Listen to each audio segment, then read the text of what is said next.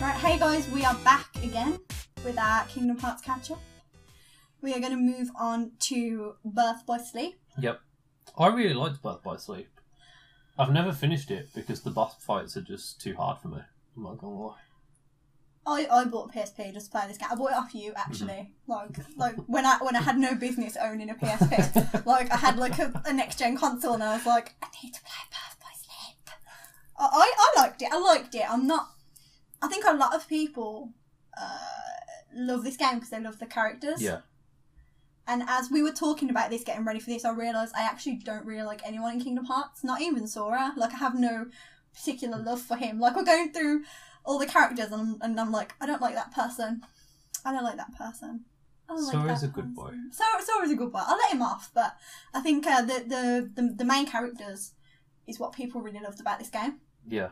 So we'll get into it. We'll attempt. Mm-hmm.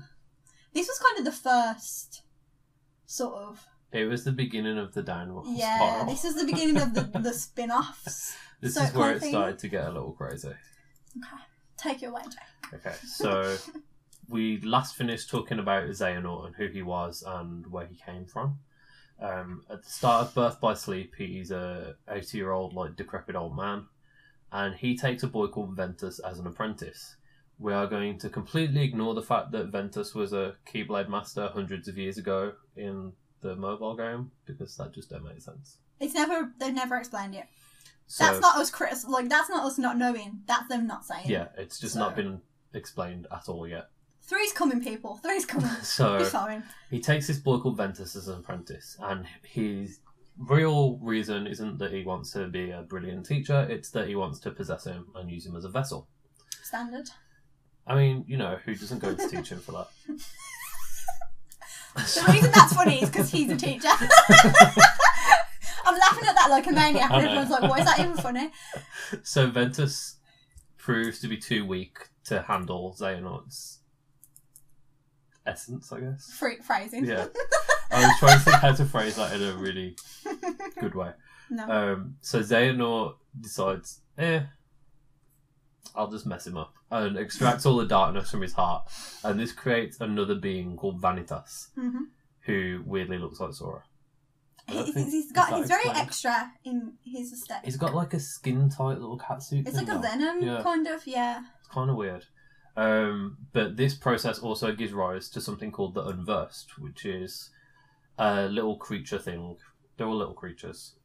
Lots of different types of little creatures in Kingdom Hearts. But these ones are particularly attracted to negativity, so they would be around me like flies on shit. So Xehanort plans to use Vanitas to recreate the Keyblade by combining his heart, because his heart's pure darkness, with another heart of pure light, which is why he goes after the princesses later. Xehanort takes Ventus to Destiny Islands just to leave him there to die, which is, you know, so rude. If you're going to leave someone to die in a comatose state, you might as well do it in like a Caribbean island, right? I don't know. I mean, personally, I'd just leave him there. I was going to say, I would think I'd just leave him where I wouldn't go to the effort of taking him to my homeland. Maybe he actually really did kind of like him. Maybe. Who knows? Well, no, I guess. But he gets there, and Ventus's damaged heart is unknowingly touched by the heart of a newborn baby from the island Sora, and Sora's heart helps to mend Ventus's, which allows him to survive. And then Xehanort takes him to Ericus, because he's like, I don't want him no more, I'll just give him to my mate. So, sound logic, Ericus agrees to... You can't just give babies away. You can't do that. He agrees to train Ventus alongside his other pupils, Terra and Aqua. Xehanort sees Terra and he's like... That's free real estate. Because there's a bit of darkness like festering away into Terra. Terra is a typical anime boy. Like, if you watch anime in any form, Terra's just that anime trope. Like 100%. Not quite emo enough to be an emo, but he's just a little He's not bit on that edgy. Cloud level of emo, No. but like he's edging up there. He's getting there. Yeah. So after Ventus kind of failed to be a suitable vessel, Xehanort's like, I'll have me a bit of that. And begins to like manipulate him into turning against his friends. It's a bit of a Darth Sidious situation. He's just Riku. Yeah. He's just Riku. The same thing happens with Riku later, which is interesting because Terra visits the Destiny Islands on his journey and meets Riku as a kid. And he's like, I see some great promise in this young child. Because they just stole his story and gave it to me. Yeah. So Terra performs this ritual called the bequeathing. And it sounds really, really fancy, but it's basically, hey kid, do you want to hold my Keyblade? And because Riku touches the Keyblade's like, he's strong of heart. And then Riku gets his own Keyblade later in life. Ding, ding, ding, ding, ding. We have a winner.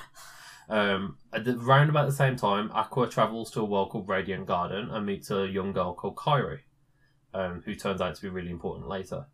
And Kairi kind of brushes past her and just accidentally touches a Keyblade, which is why Kairi can use a Keyblade later in games. That's the thing I think we should mention. Like, if you've only played like 1 and 2, everyone's like, oh my god, it's so special to be a Keyblade master. Yeah. It's so special.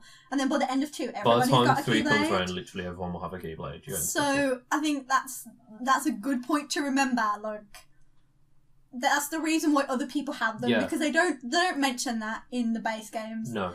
And it just kind of makes you feel a bit like, well... Like, at the end of Kingdom Hearts 2, Kairi just randomly busts out this Keyblade from nowhere and you're like... Yeah. It's like, well, I guess I'm not special after all. Yeah. But everybody's kind of special. So, while all this is going down, Ericus, he gets a bit wise to Xehanort's plan, and he's like, oh, Ventus's heart's pure light. Xehanort's apprentice's heart is pure darkness. He wants to merge them to create the Keyblade. He's on that shit. So, Ericus, his solution to that is, I'm going to kill this child. So, he tries to kill Ventus. Terra gets there and he's like, stop. What are you doing? That's like my little brother. Oh. No. No. Xehanort then shows up and just straight up kills Ericus. And then goads Terra into meeting him in the Keyblade graveyard, obviously to get Terra's darkness flowing. There, Xehanort kind of tricks Terra and transfers his heart into Terra's body to become a new being called Terra Xehanort. I think we're on like the 4th Xehanort now. There's a lot of Xehanort. As we said previously, there's a lot of Xehanort. So, Ventus and Vanitas then merge, and that forms the Keyblade, which causes Kingdom Hearts to emerge from its darkness that it ran away to and appear in the sky above the Keyblade graveyard. Aqua shows up with another Keyblade apprentice, Mickey Mouse. Yeah, boy. The OG. And he's amazing. they absolutely batter Vanitas, and the Keyblade shatters, which blasts everyone involved to different worlds and causing Kingdom Hearts to disappear again. That's them elusive Kingdom Hearts. Yeah. So Aqua, Mickey, and a lifeless Ventus travel to Yensid, who's this... He used to be a Keyblade master. He's from... Is he from Fantasia? Yeah. Yeah, he's the wizard from Fantasia. So, also his name is Disney backwards. The more you know, guys. So, they travel to him. He used to be a Keyblade master, but now he's just kind of this lonely wizard who lives with fairies. Whatever. He's got 3 girlfriends. Whatever floats his boat, I guess. They're the fairies from Sleeping Beauty, aren't they? Yeah. So, he tells them that Ventus's heart is lost and that he'll remain in a coma until it's able to recover. Aqua takes Ventus to the land of departure where they trained, and she seals the world and it transforms into something called Castle Oblivion, which leaves Ventus sealed within in a coma. He's always in them comas. Yeah. He's going to wake up with like... Sleepy bitch disease. Yeah. So Aqua travels to Radiant Garden and has this like epic showdown with Terra Xehanort, who does escape, and Aqua kind of gets sent into the realm of darkness, but I'll go over that in a sec. So Terra, he's fighting Xehanort's control. So Terra Xehanort, when he gets like beaten on by Aqua, loses all his memories, and is discovered by a scientist called Ansem the Wise, who rules over Radiant Garden. He takes Xehanort as his apprentice, and they go off to do whatever they're doing. Ventus's heart finds its way back to Sora, and they merge so Ventus's heart can heal, and that ends up being quite important later in the story.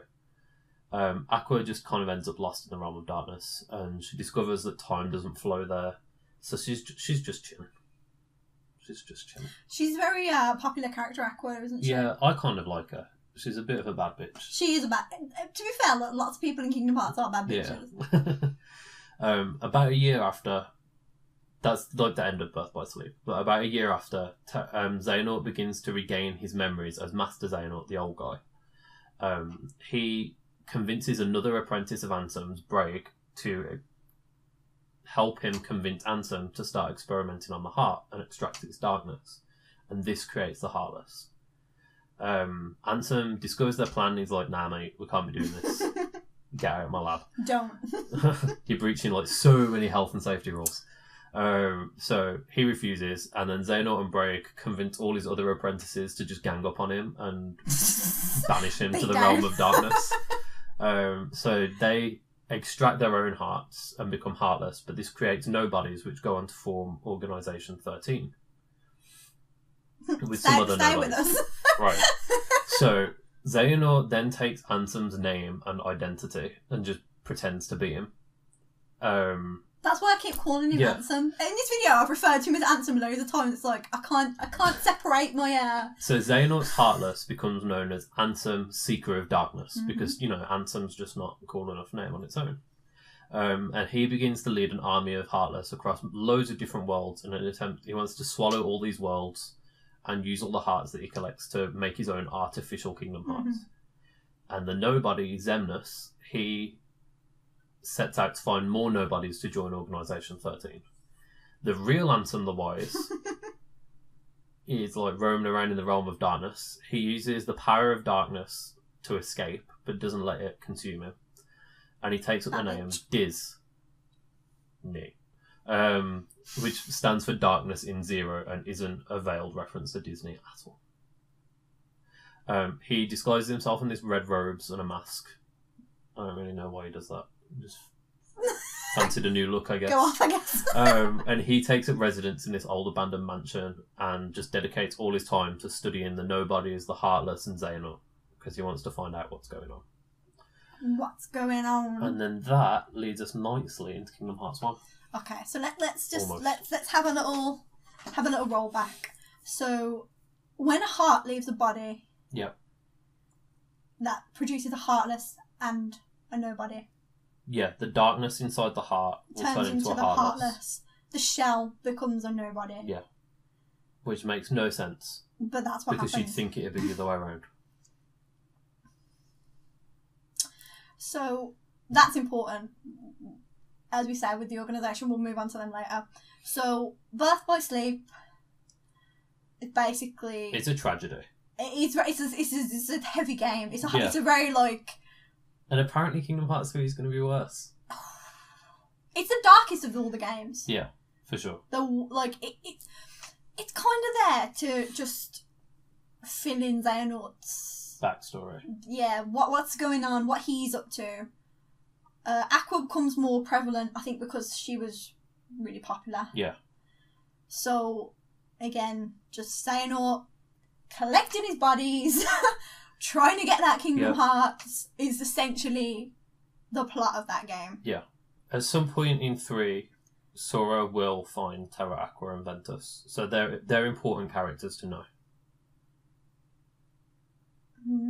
But apart from that, that's about it. It's just Xehanort on his bullshit. That's what that game is. They're just trying to explain how he gets as many things as he does and how he... is where he's at in Kingdom Hearts 1. Yeah, it's to do that and to introduce those three, but that's basically it. So you need those three guys, the gang. But do you remember when the secret movie at the end of Kingdom Hearts 2 and you saw them in the Keyblade armor and you were like, oh my god, this is going to be Kingdom Hearts 3. This is going to be so good. And now look how old we've become waiting for Kingdom Hearts 3. If you like that video and want to see more like it, then click this playlist button here. If you happen to want to subscribe to us and check out all our content, then click this amazing, sexy button right here. Look how enticing it is. You know you want to click it. And if you're already subscribed to us, well then you are already an awesome human being.